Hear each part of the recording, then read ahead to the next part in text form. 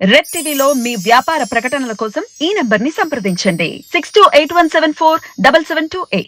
Hi viewers, welcome to our channel. ప్రస్తుతం మనతో పాటు ప్రముఖ పొలిటికల్ అనలిస్ట్ అంకమరావు గారు ఉన్నారు. వారితో ఒకసారి మాట్లాడదాం. సార్ నమస్కారం సార్. సార్ మార్చి 27 మరి అటు చూసుకుంటే టీడీపీ నుండి చంద్రబాబు నాయుడు గారు ఆ రోజు ప్రచారం స్టార్ట్ చేయబోతున్నారు. వైసీపీ నుండి జగన్మోహన్ రెడ్డి గారు ఒక బస్సు యాత్ర, మేము సిద్ధం పేరుతో బస్సు యాత్ర స్టార్ట్ చేయబోతున్నారు. పవన్ కళ్యాణ్ గారు వారాహి యాత్ర పునః ప్రారంభించబోతున్నారు. మరి ఎలా ఉండబోతున్నాయి ప్రచారాల హీట్ అయితే పెరిగిపోతుంది. మరి మీరేం చెప్తారు సార్ దీని గురించి? ముందుగా జగన్మోహన్ రెడ్డి గారి అంశాన్ని తీసుకుందాం. ఆయన ఇప్పుడు ఆంధ్ర రాష్ట్ర ముఖ్యమంత్రి. ఆయన ఇప్పుడు ప్రచారాన్ని ప్రారంభిస్తున్నాడు. సహజంగానే ఎవరైనా ఎన్నికల ప్రచారం ప్రారంభిస్తారు. వాళ్ళ విధి కూడా అది, వాళ్ళ బాధ్యత కూడా అది. కాబట్టి ఇప్పుడు నేనేమనుకుంటున్నానంటే, వైఎస్ఆర్సీపీ శ్రేణులు నాయకులు ఈరోజు ఆ పార్టీని వదిలిపెట్టి పారిపోతూ ఉన్నారు. వాళ్ళ కార్యకర్తల యొక్క మనోధైర్యం దెబ్బతింది. వాళ్ళు ఈరోజు అధికార పార్టీ ఓటమి చెందుతుందని చెప్పిన శ్రేణులు వాళ్ళు చాలా స్పష్టంగా భావించారు. కాబట్టి ఆ పార్టీని వీడి నాయకులు కావచ్చు, కార్యకర్తలు కావచ్చు, శాసనసభ్యులు కావచ్చు, లోక్సభ సభ్యులు కావచ్చు, మంత్రులు కావచ్చు, పార్టీ వీడి వెళ్ళిపోతూ ఉన్నారు.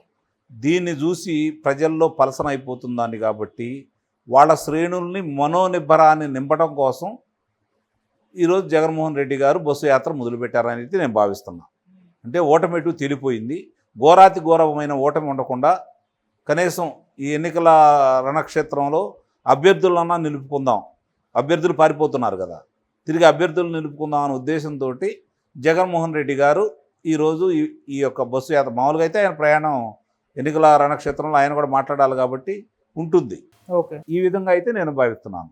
ఇక చంద్రబాబు నాయుడు గారు, పవన్ కళ్యాణ్ గారు ఏంటంటే, విజయం వాళ్ళకు వరించిందనే ధీమాతోటి పార్టీ శ్రేణులు ఉన్న ఉత్సాహాన్ని, వాళ్ళ ఆవేశాన్ని, వాళ్ళ యొక్క మనోనిబ్బరాన్ని ఆయన చూశారు. కాబట్టి గెలుపు అనేది మనకి వచ్చింది. ఇంకా భారీ విజయాన్ని సాధించాలని చెప్పని పార్టీ శ్రేణులు ఇంకొంచెం ఉత్సాహపరచడం కోసం, వాళ్ళు సర్వసన్నద్ధమై ఉన్నదానికి ప్రోత్సహించడం కోసం, దిశానిర్దేశం చేయడం కోసం వీళ్ళిద్దరూ బయలుదేరారని అయితే నేను భావిస్తున్నా. ఆయనేమో పారిపోతున్నటువంటి అభ్యర్థుల్ని కాపాడుకోవడం కోసం, పారిపోతున్నటువంటి శ్రేణుల్ని, ఆయన మీద ఎంతో నమ్మకంతో ఆయనకు పనిచేసిన వాళ్ళు ఆ నమ్మకాన్ని ఆయన నిలబెట్టుకోలేదు. కాబట్టి ఆయన వీడి పక్క పార్టీ వాళ్ళు చేరేవాళ్ళు ఎంతో కొంతమందిని ఆపాలనే ప్రయత్నంలో ఆయన బయలుదేరాడు. వచ్చే తాకిడిని తట్టుకోలేక గెలుపు అనేది వీళ్ళకి స్పష్టంగా అర్థమైపోయింది. కాబట్టి గెలిచే విధానంలో ప్రజలు ఇంకొంచెం ఉత్తేజపరచడం కోసం, ఇంకొంచెం జాగ్రత్తలు చెప్పడం కోసం, ఎందుకు కలిసి ప్రయాణం చేస్తున్నామని చెప్పడం కోసం వీళ్ళు ప్రయాణం చేస్తున్నారైతే నేను భావిస్తున్నాను. ఆయనకి వీళ్ళకి ఉన్న వ్యత్యాసం అదైతే నేను భావిస్తున్నాను. సార్ పవన్ కళ్యాణ్ గారు వారాహి యాత్ర గురించి మాట్లాడుకోవాల్సి ఎంతో బ్రేక్ వచ్చింది వారాహి యాత్రకి. మళ్ళీ ఇప్పుడు అదే ఇంపాక్ట్ కనిపిస్తుంది. ఆ పిఠాపురం నుంచి అయితే మొదలు పెట్టబోతున్నారు కదా, మరి ఎలా ఉంటుంది ఆ వారాహి యాత్ర ఈసారి? నిన్నటిదాకా చినుకు పడింది, ఒక్క చినుకు ముందు మన మీద పడింది. ఇప్పుడు ఆ తర్వాత చినుకు కొంచెం పెద్దదైంది, ఇప్పుడు ఉధృతమైంది. ఆ ఉధృతమైన ఆ ప్రవాహంలో ఉన్న నీరు ఎటు వెళ్తాయి? ముందు పిల్ల కాలువల ద్వారా వాగులకు వచ్చేసి, నదులకు వచ్చేసి సముద్రంలో చేరుతుంది. ఇప్పుడు పవన్ కళ్యాణ్ గారిది అట్లా ఆగిందని చెప్పి భావిస్తున్నారు. ఆయన ఉప్పెన లాంటి వ్యక్తి. అది కనుక సరైన విధంగా కనుక ప్రజలకి వర్షం పడితే మేలు జరిగింది. ఆవేశంగా కనుక అది తుఫానుగా మారితే ప్రళయం వస్తుంది. పవన్ కళ్యాణ్ అలాంటి వ్యక్తి. ఇప్పుడు దాన్ని ఒడిసి పట్టుకొని ప్రజలకి మంచినీరు అందించే కార్యక్రమంలో చంద్రబాబు నాయుడు గారు, పవన్ కళ్యాణ్ గారు ఉన్నారు. కాబట్టి ఆయన ఎప్పుడు ఆపినా ఇప్పటి వరకు పొత్తుల గురించి ఎలాంటి ఇబ్బందులు లేకుండా పొత్తు సక్రమంగా జరగడం కోసం పవన్ కళ్యాణ్ గారు ఎక్కువ సమయం కేటాయించుకున్నారు. ఇప్పుడు పొత్తుల నిర్ధారణ అయిపోయింది కాబట్టి అభ్యర్థుల విజయం కోసం నామమాత్రమే అది. వాళ్ళ అభ్యర్థులు విజయం సాధించారని అయితే నేను భావిస్తున్నాను.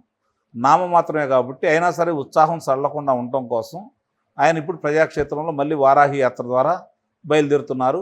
రేపు పొద్దున అధినాయకులు అందరూ కలిసి 3-4 సమావేశాల్లో ప్రాంతాల వారీగా ఎన్నుకొని, అది జాతీయ పార్టీ భారతీయ జనతా పార్టీలో కూడా వచ్చి కలుస్తుంది. కాబట్టి ఇప్పుడు మన ప్రధానమంత్రి గారు వచ్చారు కాబట్టి ఈ తర్వాత హోంశాఖ మంత్రి గారు రావచ్చు, మళ్ళీ ప్రధానమంత్రి గారు రావచ్చు.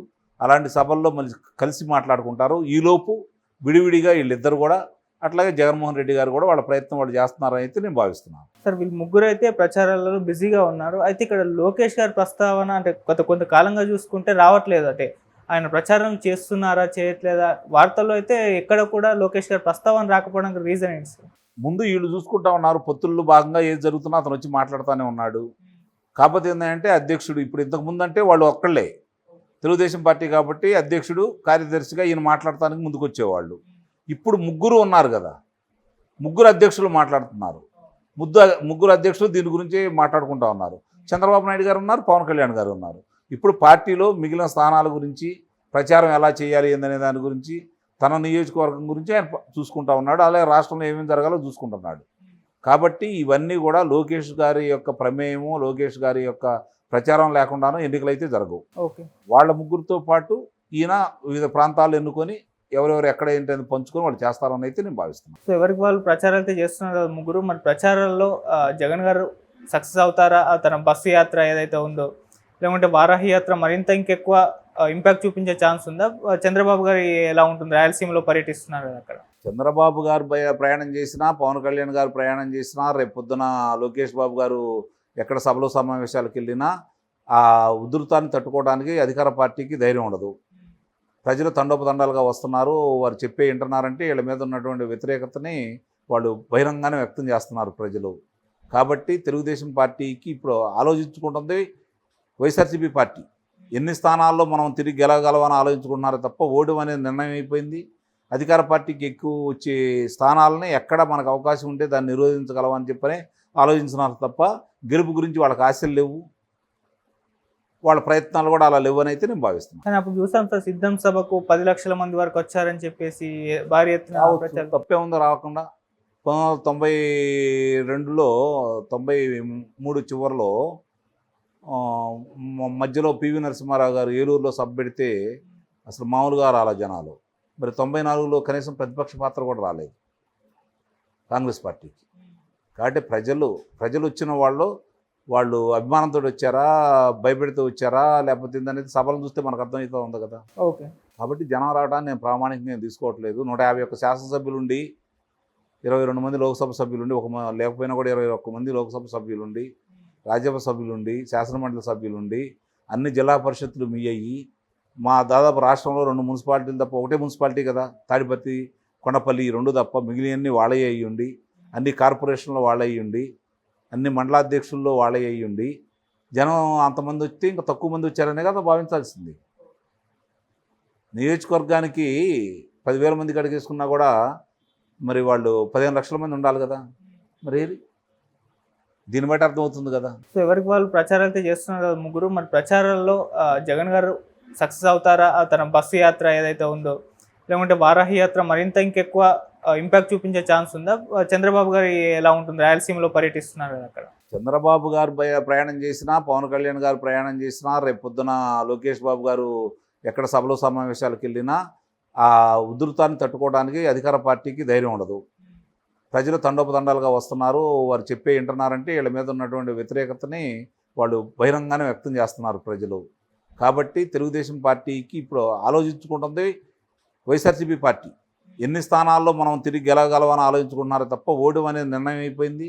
అధికార పార్టీకి ఎక్కువ వచ్చే స్థానాలని ఎక్కడ మనకు అవకాశం ఉంటే దాన్ని నిరోధించగలవని చెప్పని ఆలోచించున్నారు తప్ప గెలుపు గురించి వాళ్ళకి ఆశలు లేవు, వాళ్ళ ప్రయత్నాలు కూడా అలా లేవని అయితే నేను భావిస్తున్నాను. Okay sir, thank you so much sir. Thank you.